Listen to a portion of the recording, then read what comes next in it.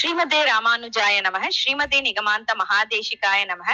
श्री रंगनाथ पादुका सहस्रे समर्पण पद्धतिः चतुर्थी। भजामः पादुके याभ्यां भरतस्याग्रजस्तदा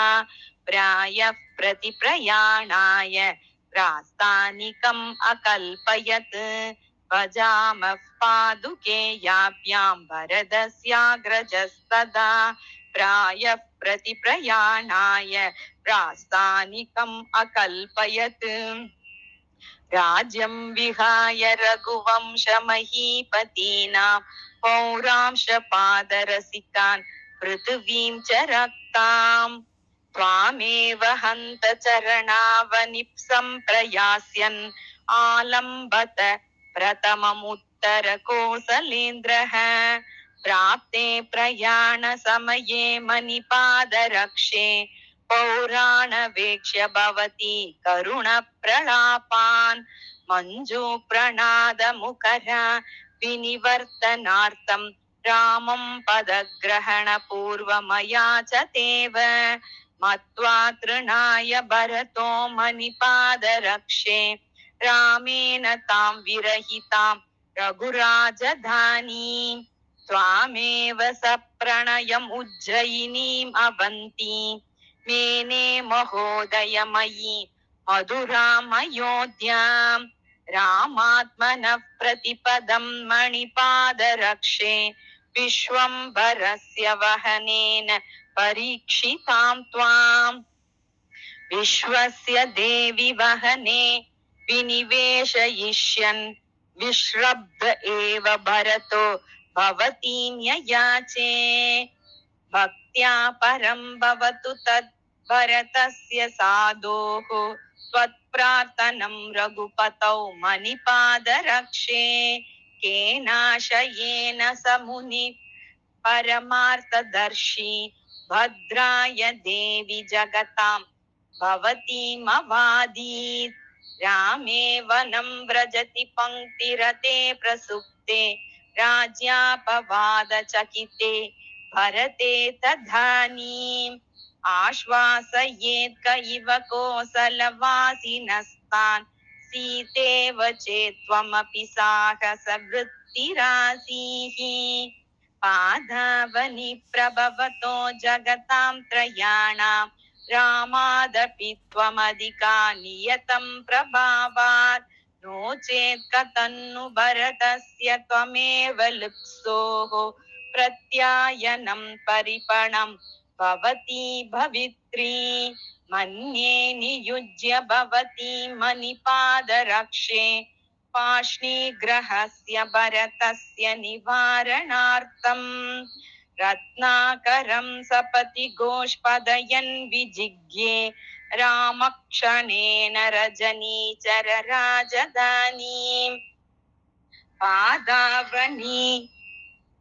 प्रभुतरान् अपराधवर्गान् सोढुं क्षमा त्वमसि मूर्तिमति क्षमैव यत्त्वां विहाय निहताः परिपन्तिनस्ते देवेन दाशरथिना दशकण्ठमुख्याः वाक्ये गरीयसि पितुर्विहितेऽप्यतृप्त्या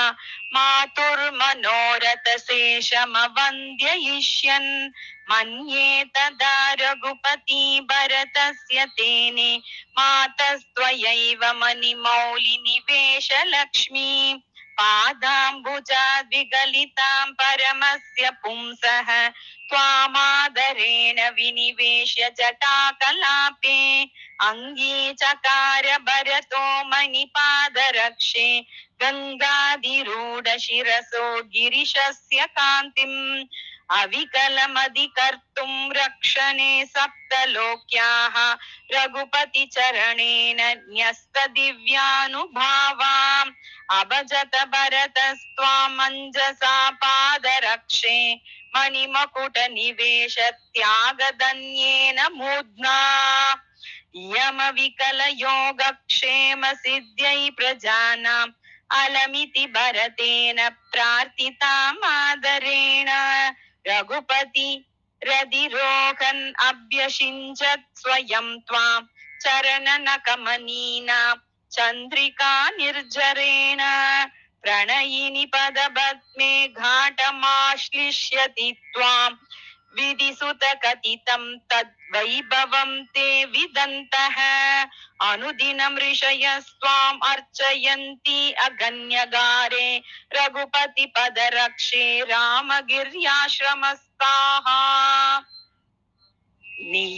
नियतमधिरुरोह त्वामनादेय शक्तिं निज चरण सरोजे शक्तिमादातु कामः सकतमितरता त्वां न्यस्य रामो विजह्रे दृशत् उपचित भूमौ दण्डकारण्य भागे रघुपति पद पद्मात् रत्नपीठे निवेष्टुं भरत शिरसि लग्नां प्रेक्ष्य पादावनि त्वां परिणत पुरुषार्थः पौरवर्गः स्वयं ते विधिम भजत सर्वो वन्दि वैतालिकानाम् अनन्य राजन्य निदेश निष्ठां चकार पृथ्वी चतुरार्णवान्तां